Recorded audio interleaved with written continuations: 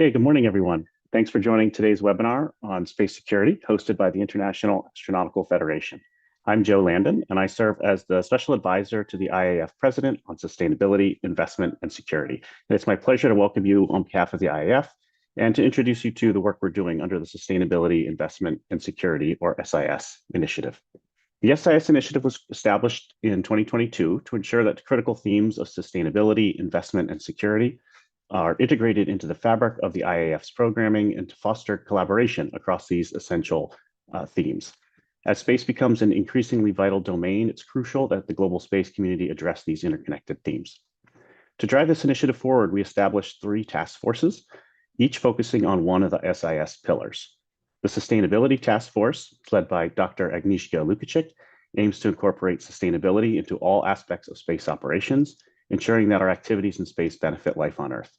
The Investment Task Force, headed by Carissa Christensen, is working to attract new investors to the space sector and expand access to capital that will fuel the growth of the space economy. And finally, the Security Task Force, which is the focus of today's discussion, is led by Victoria Sampson and supported by a global team of experts, including Mariska Straw, who's with us today. The Security Task Force is focused on promoting a secure, stable, and resilient space environment. With the increasing number of actors in space, both governments and commercial, ensuring that space remains safe and accessible is more important than ever. Space security isn't just about protecting assets from threats, it's about ensuring the long-term sustainability of space operations, preventing collisions, managing traffic, and fostering international collaboration to prevent conflicts and maintain stability. Since its formation, the Security Task Force has made significant progress. The team's been actively engaging with stakeholders, developing strategies to enhance space security, and advocating for best practices that promote the responsible use of space. So today, we're fortunate, as I mentioned, to have 2 key members of the Security Task Force with us. Victoria Sampson is the Chief Director, Space Security and Stability for the Secure World Foundation, and has over 25 years of experience in military space and security issues. The Secure World Foundation is a non-governmental organization dedicated to promoting actions and policies that support the long-term sustainability of outer space. And Mariska Straw, who also serves on the task force, brings a unique perspective and serves as the secretary at the Slovenian Space Office within the Ministry of Economy, Tourism, and Sport. So thank you both, Victoria and Mariska, for being with us today. And we're going to dive into the complex and evolving landscape of space security. We're going to spend about 30 minutes total today talking, and we'll also give a little bit of a preview of what's to come at IAF coming up here in a few weeks. So thanks again for joining us today. And now let's jump right in. I'll start by turning it over to Victoria. Do you want to take it from here and make some opening remarks? Sure, Joe. Thank you. And thank you, everyone, for being here. Thank you, IAF, for supporting this. As Joe said, my name is Victoria Sampson. I'm the Chief Director of Space Security and Stability for the Secure World Foundation. So the Secure World Foundation, we focus exclusively on space sustainability. We promote best practices and norms of behavior to make sure that space is accessible to, usable for all over the long term. So we have various publications and efforts that we put out to kind of promote this. One of the big things we do is our handbook for new actors in space, with the idea of promoting efforts that allow space to be sustainable for everyone. And then we also put out a publication every year called a Global Counterspace Threat Assessment, which looks at counterspace capabilities around the world from an unclassified perspective. So obviously, space security and space sustainability are just inherent in our mandate and part of our work. So I was delighted, to see security take a more prevalent role in the IAF. I've long been a member of the IAF Space Security Committee, but for the longest time, we didn't have any paper sessions, just kind of a theoretical discussion. But you really cannot separate out security from sustainability issues. If you're going to be wanting to use space, you need to have a stable, predictable environment in which to operate in. And obviously, security plays a big role in that. So when they started the IAF Security Task Force, I'm like, that's great. Let's really get this in there. And I know it requires a bit of a change in thinking and mentality, and it's a shift for the IF, but I think it's important to recognize that this is where space is going and this is where space actors are going. We need to evolve along with the times. And so I think this is a helpful way to do that. I'm the chair, the head of the IF Security Task Force. And we've been thinking really hard, what can we do to contribute to this conversation, and where do we fit in terms of what the IAF looks at, and within the IAF's mission statement as well. So we create our own mission statement, and I want to talk about this a little bit just to establish where we're going on this. Our mission statement is to promote a secure, stable, resilient space environment in order to ensure uninterrupted access to space and security of space operations. So again, I think oftentimes when people hear about security, they think of great power conflict, they think of weapons, they think of militarization, and that is not necessarily what it has to entail. Really, what we're looking at is how can we make sure that we can continue to get unimpeded access to information from space, that we can continue to get use of space. And this is meant for everyone. It's not just meant for established space powers. Everyone on this planet in some way, shape, or form uses data and services from space. And so everyone has an incentive and a wish to have a secure, stable, and predictable environment. So just opening, that's how I think about these things. Looking forward to hearing Mariska's thoughts on this as well. Thank you so much, Victoria and Joe, also for the invitation to this webinar. I am currently serving as the secretary in the Slovenian Space Office in the Ministry of Economy, Tourism and Sport of Republic of Slovenia, which is a role I recently started and I'm absolutely enthusiastic about. First and foremost, because Slovenia is a relatively new player and stakeholder in the global space economy, but in a very short period, we have done a lot. Really a lot. We see a lot of successes of the Slovenian industry in ESA, in also in other regions of the world. We have a lot of focus on sustainability as well, because sustainability is part of every operation you do in space if you are responsible and you think about your own missions as well, right? So from where I stand, it's a crucial topic to discuss and to address, because it ensures that our investments in the future and also financial investments in the current missions and current objects in space are still viable and survive. It is what is keeping us alive. It's not, I think, Victoria, you said, I wrote this down a while ago, that sustainability is not a gatekeeper for emerging space actors. And as someone who is working in a very recent space player, I can definitely agree with that statement. And because of that, security, safety, sustainability have been very close to my heart for the last few years. And I'm super excited that I can contribute to the task force and also to my my hometown as well, with all this new challenges ahead of us. Great. All right. Thank you, Mariska and Victoria. Let's move on to questions. I also want to remind folks who are watching live that you can put your questions in and we'll receive them here through the chat feature. So first, I'd like to go to Victoria, and let's talk, if you could talk to us about how space security and space sustainability sort of reinforce each other, or how you can't have one without the other. Can you talk to us a bit about that? Sure, Joe.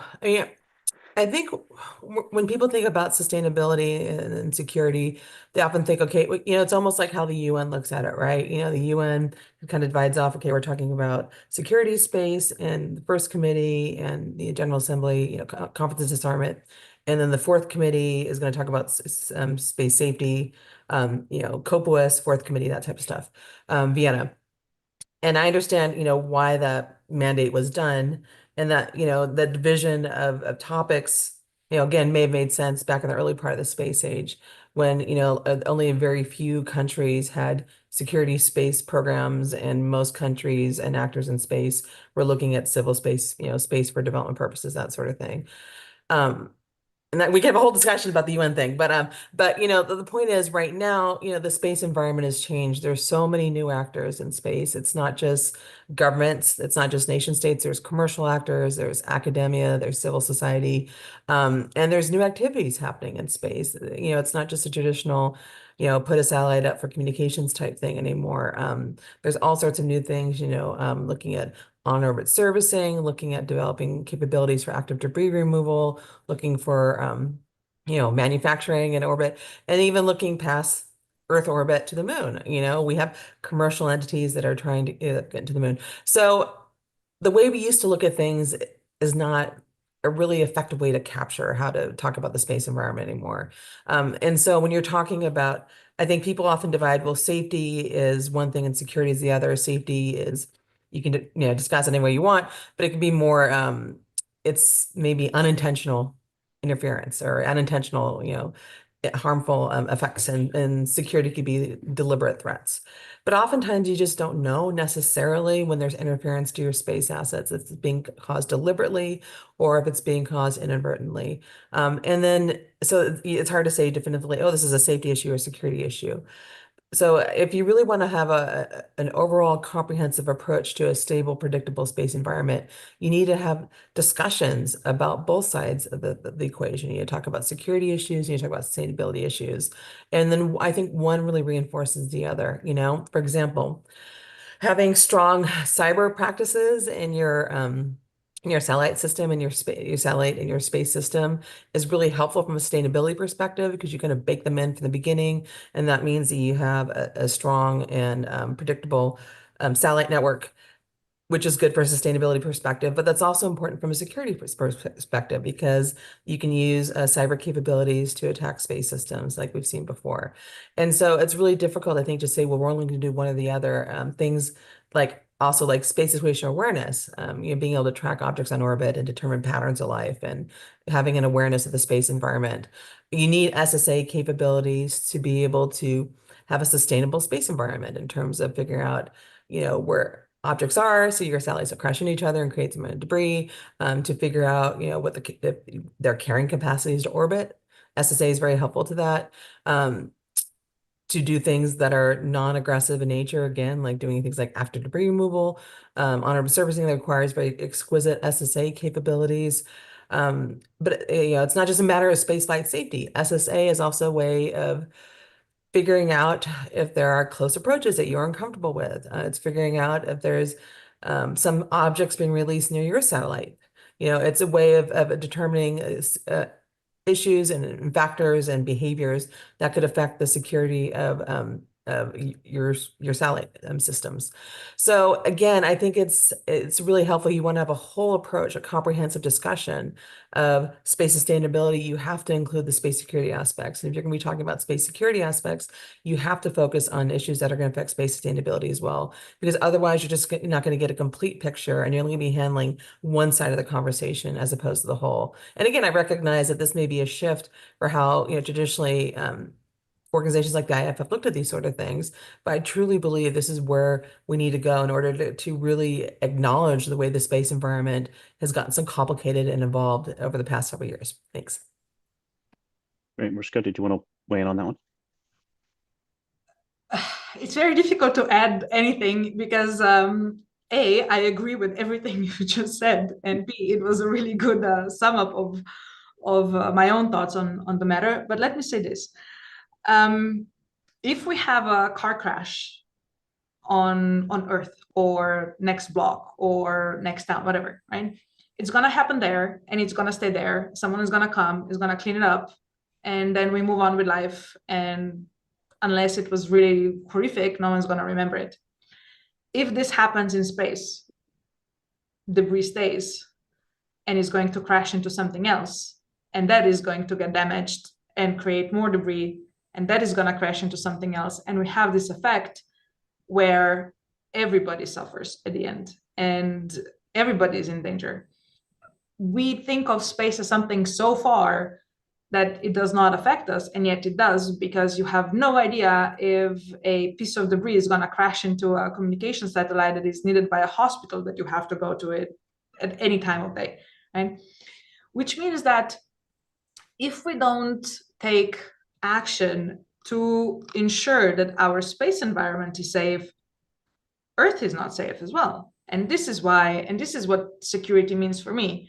Even though, again, I think the three of us had this conversation several times already, that safety, stability, and sustainability are one word, and yet we use three, and different languages only use one or two, and what are we talking about, right?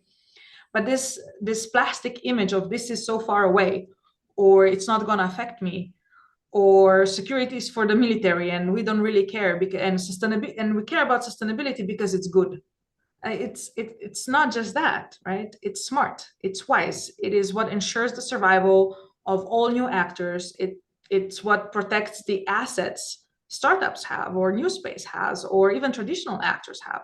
It's not something that we can put out, like push aside and not think about and then deal with eventually, because there's going to be no eventually to deal with if we don't protect our assets and our planet the second for which security is necessary.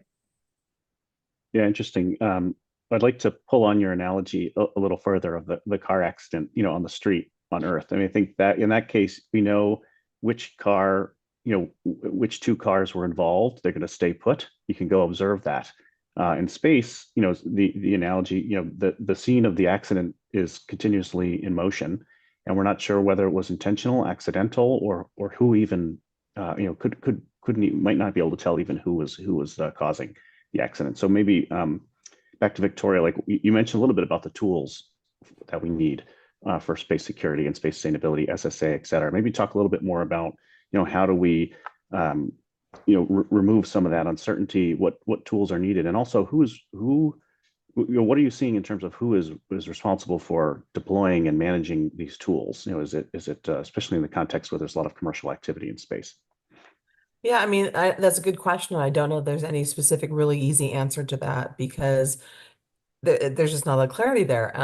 As you said before, it's not just state actors. You have commercial actors that are taking an increasingly prevalent role where we have something like, and I can't keep up because SpaceX keeps launching satellites, but I think there's something like 10,100 active satellites currently in orbit right now. And of those, I want to say like 6,400 are from Starlink, so from one entity. And so it's having a huge effect in terms of you're talking about security and stability of the space environment. You have to include what the commercial operators are doing in addition to national state actors. And that's complicated because, during the beginning part of the space age, it was primarily nation states that were the major actors in space. And that's how our governance regime built up with the understanding it was nation states. And that's, when we talk about this multilateral fora, that's nation states. And so but if you really want to have, again, a comprehensive discussion of the whole environment, you need to make sure you have all the actors involved. So, I mean, the ways in which, different actors can be part of the conversation. I think the role of commercial SSA providers is going to be an increasingly important one.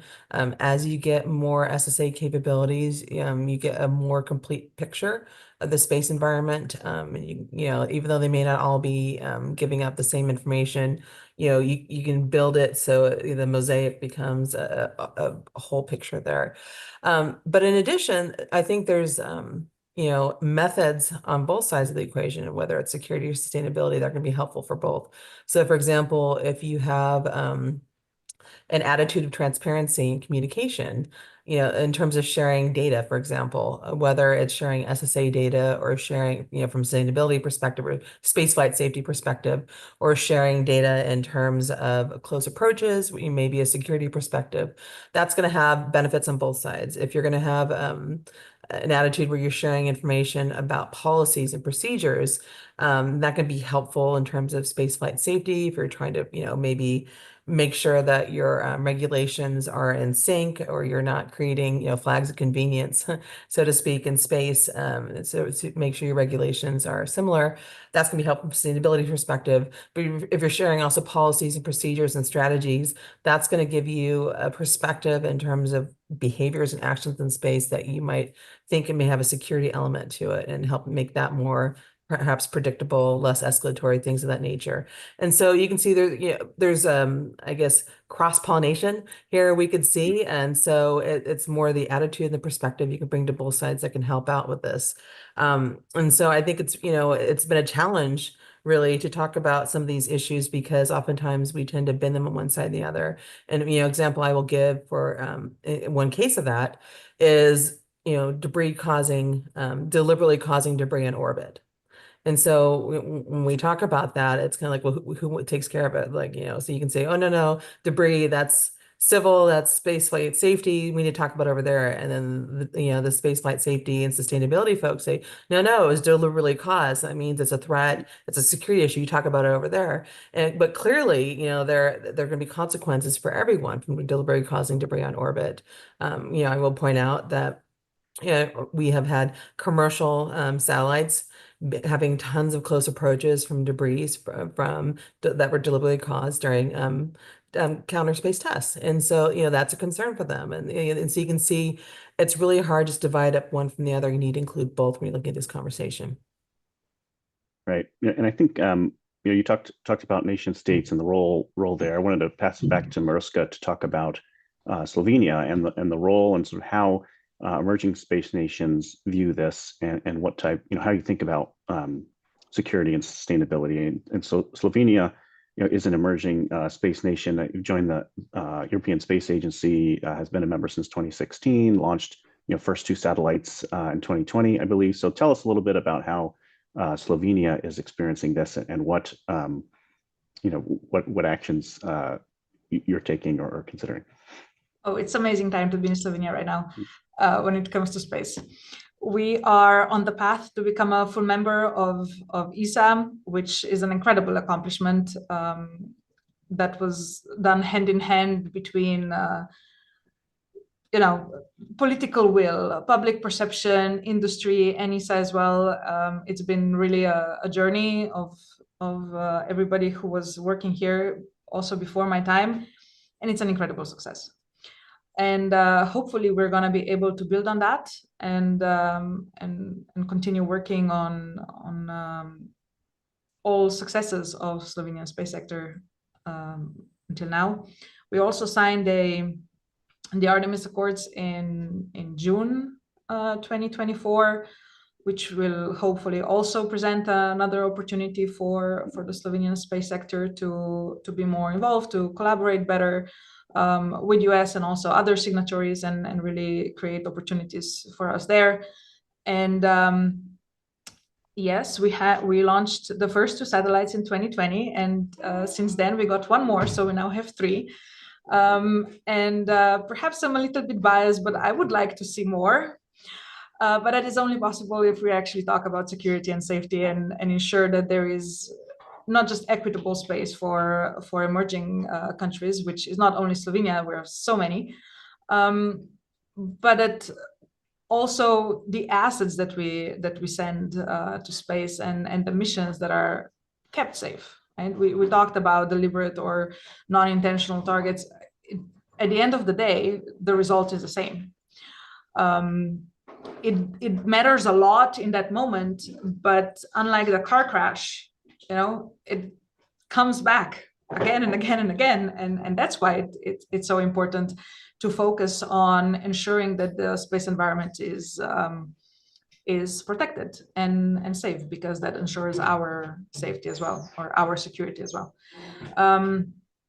I would say that one of the most useful readings for someone who is looking at this through the lens of a new space actor is the handbook for the new space actors.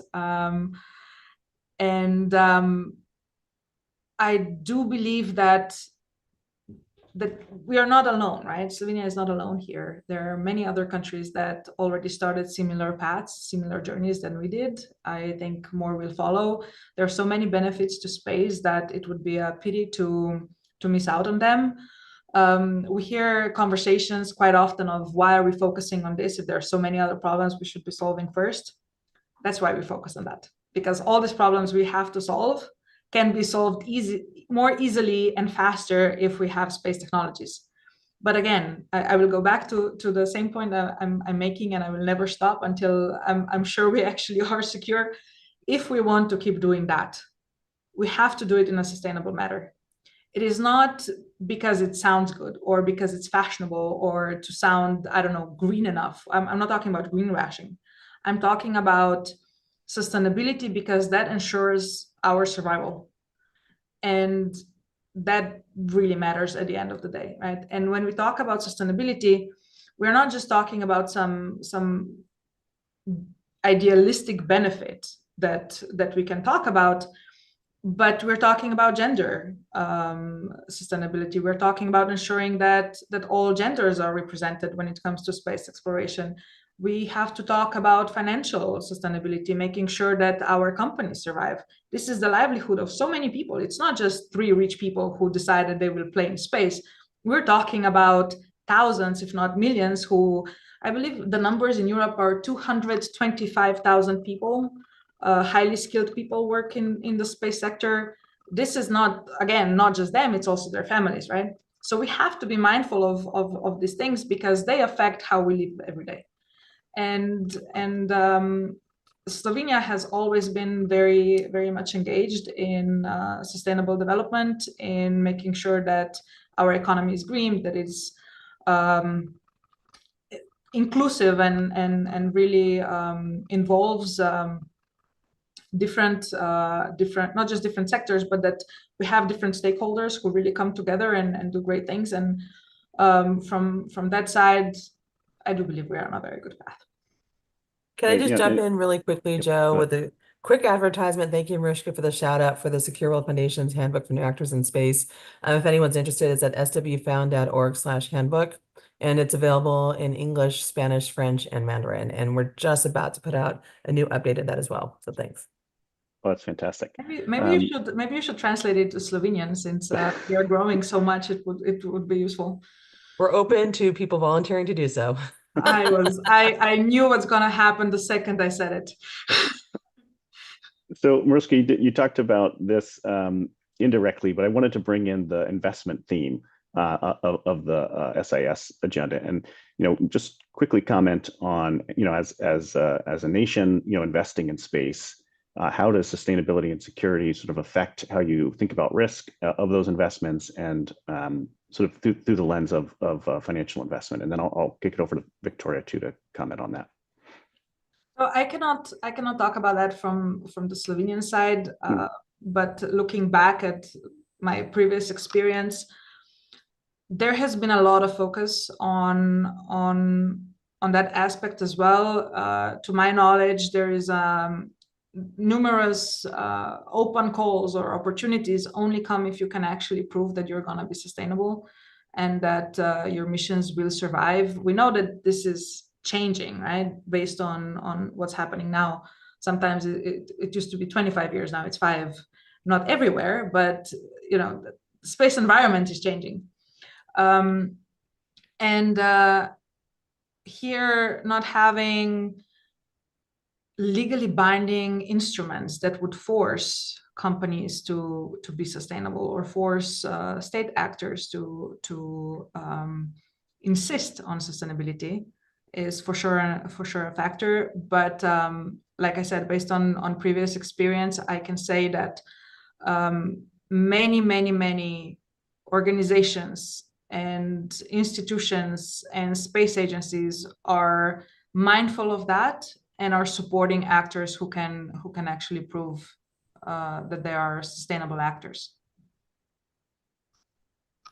Yeah, just to build on what Mariska said, I mean, if you're investing, you're spending hard-earned money on an environment that you want to make sure it's going to be predictable and stable, and you're not immediately going to lose a satellite to a piece of debris or getting jammed deliberately or things of that nature. And so you want to make sure from an investment perspective that the systems you're investing in have sustainable practices, because you want to make sure that they're not going to interfere with the environment over the long term, which is going to harm your investment. But you also want to make sure that there's, security issues are a concern for you, because again, this can be an issue in terms of, whether you're operating in a dangerous environment. For example, going back to deliberately creating debris in orbit, that has investment consequences, because it can make operating in low Earth orbit or whatever the orbit is that the debris is created in more complicated, more challenging, more expensive to operate over the long term, because you have to keep moving around your satellite. Every time you do, you use up fuel and energy, and that shortens the lifespan of your satellite. So there's definitely, I think, the three of those, sustainability, investment, security, they're all interwoven together, and that they can all help to reinforce each other in a positive manner that makes space accessible to all over the long term. Great, and that's a really great place to wrap up the Q&A. Let me just but also say one more sentence, if I may. Go ahead. When you look at because I've been thinking about this also a lot. If you want to invest in something and you don't think about sustainability, it's going to be cheaper for sure. And we like to do things cheaper in space. There's a long history of we go with the cheapest option. But is it cheapest in the long run? Right. Most countries are not rich enough to buy cheap. And if you're not rich enough to buy cheap, you have to make sure that you invest time and money and quality into what you do. And once you do that, again, we come back to security. Right. And I think that really that intertwined relationship of security, investment, and security is really the focus of the SIS initiative.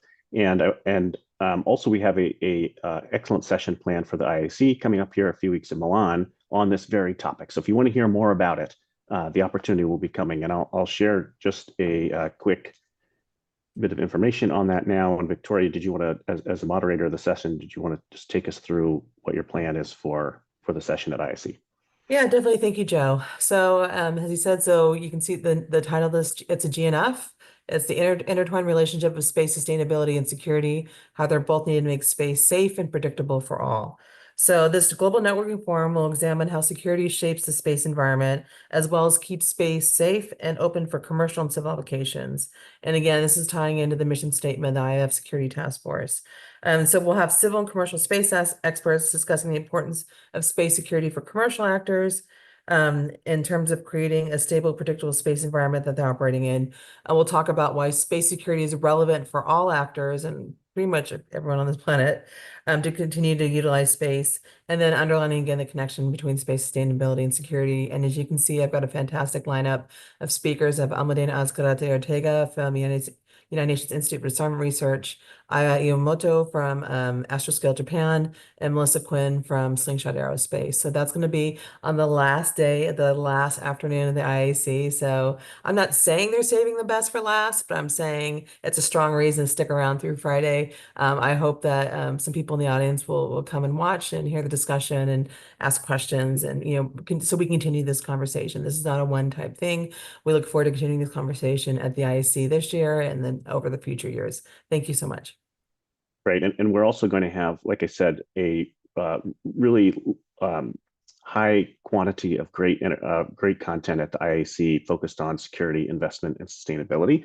And looking ahead, we're going to be releasing a separate video, a short video that'll highlight the key sessions and events during the IAC in Milan that align with the SIS themes. So there'll be many opportunities to dive deeper into all three of the sustainability, security, and investment themes. Thank you all for joining us today. Thank you, Victoria Sampson from Secure World Foundation, Mariska Straw from Slovenian Space Office, and I'm Joe Landon. Appreciate you joining us today, and stay tuned for more updates. And don't forget to check out that upcoming video on the SIS content at the IAC. We'll see you soon. Thanks.